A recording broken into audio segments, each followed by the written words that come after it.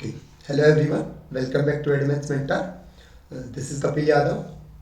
So today in this session, actually I will discuss about the points to be remembered before appearing in your examination. Right? जैसा कि आप सभी को पता है 24th को CBSE बोर्ड के मोस्ट ऑफ द स्टूडेंट्स का एग्ज़ाम है.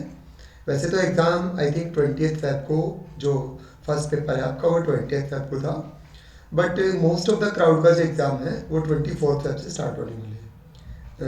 24th को आपका इंग्लिश का एग्ज़ाम है, तो सभी बच्चों को कहीं ना कहीं ये रहता है कि सर हमें थोड़ा सा गाइड कर दीजिए कि एग्ज़ाम में कैसे हमें चीज़ों को अटेम्प्ट करना है.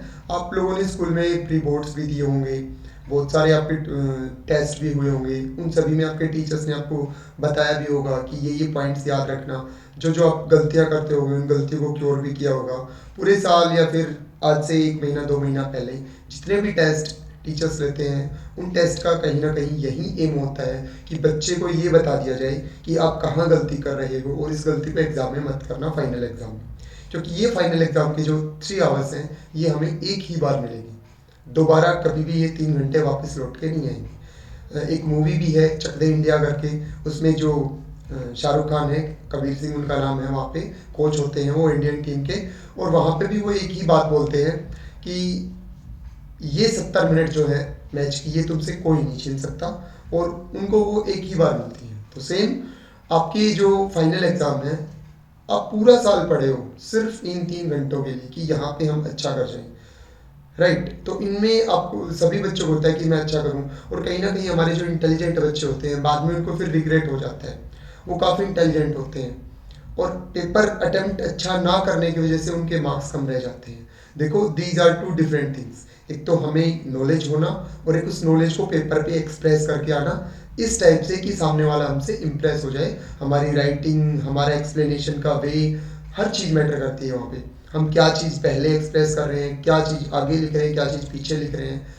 हर चीज़ का एक प्रॉपर टाइम होता है, एक प्रॉपर जगह होती है कि कौन चीज़ कहाँ पे लिखी जानी चाहिए. राइट तो कुछ पॉइंट्स हैं मेरी तरफ से, 6 से 7 पॉइंट्स हैं, वो मैं आपके सामने अगली 5 से 6 मिनट में डिस्कस करूँगा. तो इस वीडियो को प्लीज़ लास्ट तक देखना. ये 10 से 12 मिनट आपको अगर आपके एग्ज़ाम में 10 to 15 मार्क्स का भी प्लस देके जाती हैं तो उसमें मैं समझूंगा कि हाँ जो मैंने वीडियो बनाई थी उसका जो मीन है वो कंप्लीट हो गया है. राइट और अगर आपको वीडियो देख के अच्छा लगे तो नीचे कमेंट बॉक्स में थैंक यू लिख देना, मेरे लिए वही काफ़ी होगा. ओके वैसे आप सभी को पता भी होगा, आपके टीचर ने आपको बता दिया होगा ऑलरेडी कि बेटा एग्जाम में ऐसे ऐसे करना है, और आप भी इस टाइम तक आते आते इतने तो खुद से एक्सपेक्टेशन रख रहे होंगे. लेकिन कुछ बच्चे फिर भी अभी भी ऐसे विदाउट गाइडेंस की वजह से अगर डायरेक्ट एग्जाम में जाके बैठ जाते हैं. देखो विदाउट स्ट्रेटजी, बिना प्लान के जो भी काम किया जाता है वो कभी भी सही डायरेक्शन में नहीं जाएगा. अगर आप एक प्रॉपर स्ट्रेटजी के साथ जाते हो, प्रॉपर प्लानिंग के साथ जाते हो, तो आप उसमें बहुत अच्छा करके आओगे, बहुत अच्छा. टॉपर्स के पास अपनी स्ट्रेटजी होती है, प्रॉपर प्लानिंग के साथ जाते हैं सब. हर चीज़ प्लान की जाती है, फिर उसको एग्जीक्यूट करते हैं, वो चीज़ से बेस्ट रिजल्ट देती है. राइट तो चलिए बारी बारी पॉइंट डिस्कस करते हैं हम.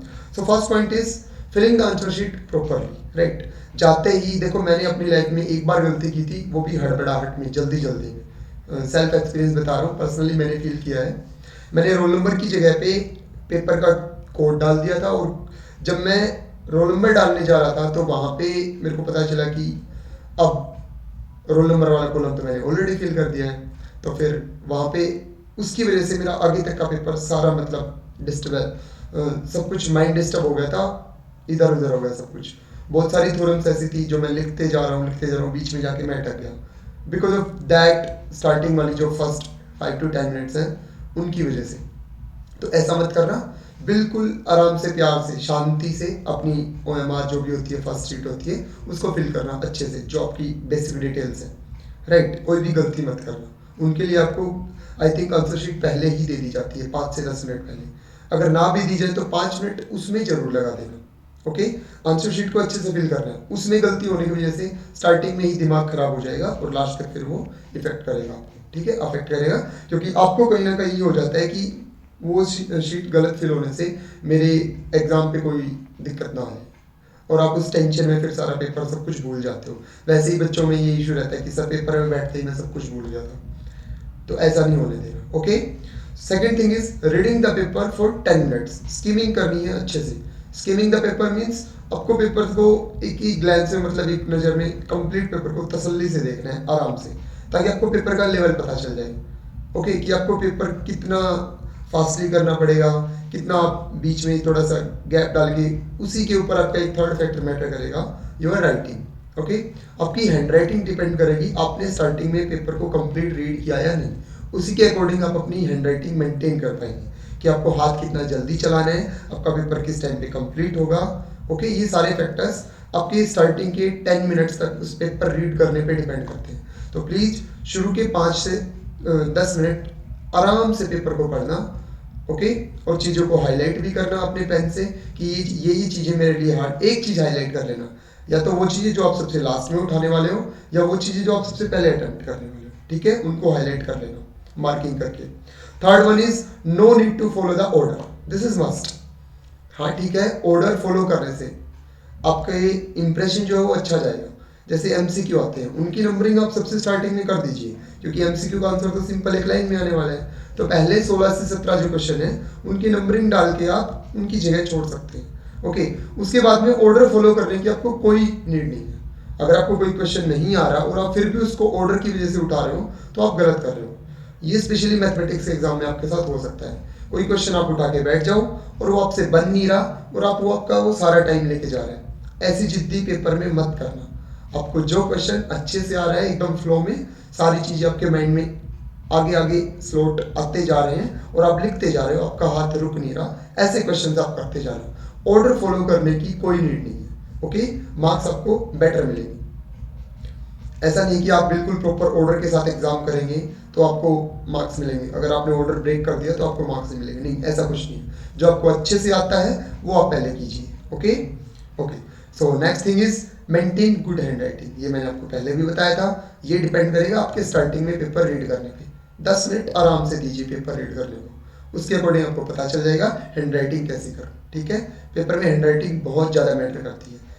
देखो, आपका जो एग्जाम है वो एक टीचर चेक करने वाला है, और उस पेपर की शीट को देखते ही अगर उसका दिमाग टॉप फ्लोर पे चला गया, एकदम घूम गया कि ये क्या लिख रखा है, कहाँ क्या है, तो वो आपकी पेपर को नहीं देखेगा, वो ऐसे पेन चला के ऐसे कर देगा, राइट। और उसका ऐसे पेन चलाना हमारे लिए अच्छा है, और अगर वो वापस घूम के ऐसे आ गया तो वो हमारे लिए गलत हो जाएगा। उसको तो ये पेन घुमाने में कुछ नहीं होगा, राइट, लेकिन हमारे साथ बहुत कुछ हो जाएगा, फिर आपके पेपर के साथ बहुत कुछ हो जाएगा। तो प्लीज़ अपनी हैंडराइटिंग को ऐसा रखना कि सामने वाले को तुम खुश रख पाओ। Your all in your whole paper, आप सामने वाले का दिमाग खराब ना करने की कोशिश करना। ओके, हैंडराइटिंग को जितना हो सके अच्छा रखना, प्रॉपर थोड़ा सा खोल खोल के लिखना, स्पेसिंग रख के प्रॉपर स्पेसिंग रखना। ओके, और इतनी भी स्पेसिंग मत रखना, इसलिए कह रहा हूँ पेपर शुरू में रीड करना जरूरी है। आपको पता चल जाएगा कि ये पेपर कितना तो स्पेस लेगा, कौन चीज़ कितनी जगह लेगी, ताकि आप हर चीज़ मेंटेन करके लिख पाओ फिर। ओके, ऐसा भी मत करना कि शीट्स ना बची। Okay, so next thing is draw diagrams. अपने ज्ञान का प्रदर्शन अच्छे से करना है डायग्रामेटिकली, ठीक है ना। पिक्टोरियल रिप्रेजेंटेशन सबसे बेस्ट मानी जाती है। आप एक तो 2-3 पेज में पूरा थ्योरी लिख रहे हैं, टीचर उसके पास इतना टाइम नहीं होता, उसको बहुत सारी शीट्स चेक करनी होती है, बहुत सारे बच्चों की शीट होती हैं। अगर आप पिक्टोरियल रिप्रेजेंटेशन करके आते हो, हर क्वेश्चन के साथ उसकी पिक्चर बना के आओ। इन केमिस्ट्री, फिजिक्स में तो बहुत सारे डायग्राम्स होते हैं, मैथमेटिक्स ऑल्सो। ओके, डायग्राम से जितना अच्छा समझाओगे ना, उससे बेटर और कोई भी मतलब आप एक्सप्लेनेशन दे सकते हैं। डायग्राम बना के आप 4 से 5 पेज की एक्सप्लेनेशन को एक डायग्राम में खत्म कर देते हैं। वो बंदा वहीं पे देखे, सपोज आपके किसी भी क्वेश्चन है ना 3 से 4 पार्ट है, ओके, तो आप उस मेन हेडिंग को बीच में डालिए, उससे 4 एरो निकालिए ऐसे, उन चारों पार्ट्स को उसके साइड में लिखिए, फिर इनको पॉइंट टू पॉइंट एक्सप्लेन कीजिए, ताकि उसको पता चल जाए कि 4 पार्ट्स को एक्सप्लेन करने वाला है आगे आने वाले क्वेश्चन में। एक अलग ही इंप्रेशन जाएगा अगर आप हर चीज़ को डायग्राम बना के आते हो तो। Okay okay, next thing is in case if you forget everything, अगर आपको ऐसे लगे बीच में कि मैं तो सारा भूल गया, आप क्या करूँ, तो उस बात का फिर कोई इलाज नहीं आपके पास। आपको प्रॉपर बैठ के सोचना पड़ेगा, शांति से बैठिए। सबसे पहले तो ऐसी चीज़ों को सबसे लास्ट में नंबर देना है, राइट। बीच में बैठना नहीं आपको फ्री, कभी इंटरवल ढूंढने लग जाओ आराम करने का। ओके, सो अगर आपको ऐसा लगता है कि मैं ये चीज़ भूल गया हूँ, स्टे काम, आराम से, सब बोलते हैं, कोई बड़ी बात नहीं है। हमारा माइंड ह्यूमन माइंड है, कंप्यूटर नहीं है हम लोग, कि एक क्लिक किया और सब कुछ वापस आ जाएगा स्क्रीन पे। सब बोलते हैं, सबकी आदत होती है, भूल जाते हैं हम कुछ ना कुछ। Okay, depends upon our preparation, हमने कितनी अच्छी तैयारी कर रखी है, हमारी प्रैक्टिस कितनी ज़्यादा है। और अगर आपने इससे पहले पेपर दे के देखे हैं, मॉक टेस्ट लगाए हैं प्री बोर्ड्स में, और उससे पहले भी आपने अपने हाथ से चीज़ों को लिखा है, तो आप नहीं भूलोगे, ट्रस्ट मी। ओके, अगर आपने एक भी बार प्रैक्टिस नहीं की, आपने एक बार भी उस पेपर को नहीं दे के देखा, 3 घंटे की उस एग्ज़ाम को आपने फील नहीं किया है अपने हाथ से देखी, तो आपको बहुत सारी परेशानियां होने वाली हैं। मैं आपको डरा नहीं रहा, बट आपको परेशानी होगी, क्योंकि आपको पता ही नहीं कि कितनी देर में मेरा एग्ज़ाम होता है कंप्लीट, मैं कितनी देर बीच में रेस्ट ले सकता हूँ। एक बार तो उस 3 घंटे की फील आपको लेनी चाहिए थी। This is must, right. अब जिन बच्चों ने इस चीज़ की प्रैक्टिस करके देख रखी है, वो अपना एग्ज़ाम बेस्ट देने वाले हैं, वो टेंशन फ्री होके जाएं, अपनी प्रिपरेशन अच्छी करके जाएं बिना डरे। ओके, आपका एग्ज़ाम बहुत अच्छा होगा। तो मैंने आपको 6 से 7 पॉइंट बताए हैं, मैं उनके एक बार समराइज कर देता हूँ, राइट, ताकि आपको वीडियो दोबारा ना देखनी पड़े। फर्स्ट पॉइंट इज, सबसे पहले आंसर शीट को अच्छे से फिल करना है। Okay, second point is skimming करनी है पेपर की, यानी कि एक ग्लांस में 10 to 15 मिनट पेपर को अच्छे से पढ़ना है, ताकि पूरे पेपर की लेवल पता चल जाए। Okay, third point is no need to follow the proper order. Proper order follow करने की कोई नीड नहीं है। Question number 1 2 3 4 5 6, no need for that. Okay, next point is maintain good handwriting, this is must. Okay, next point is diagrammatical representation, proper आपको diagrammatical representation देनी है। जिस भी क्वेश्चन में आपको ये लगता है कि आप डायग्राम बना के अच्छे से एक्सप्लेन कर पाते हो, तो आप उसका एक डायग्राम बनाइए, मस्ट। ओके, नेक्स्ट, अगर आप कुछ भूल जाते हो तो उसको सबसे लास्ट में देखो, और लास्ट में प्रॉपर सोचो आराम से 5 मिनट 7 मिनट, और आराम से उसको करो। वन मोर थिंग, कुछ भी पेपर में छोड़ के नहीं आना, किसी भी क्वेश्चन को स्किप मत करके आना, क्वेश्चन पेपर में करना जरूर है। आप उसकी कोशिश करना, कुछ भी लिखना, लेकिन करके जरूर आना, right. Something is better than nothing. Okay, so this is all about the exam strategy. Hope आपको कुछ ना कुछ मदद जरूर मिलेगी। वैसे आप स्टूडेंट्स हैं, वेल प्रिपेयर्ड होंगे, राइट, आपके फाइनल एग्जाम्स हैं।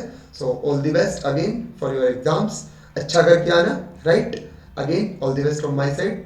जय हिंद, जय भारत, थैंक यू।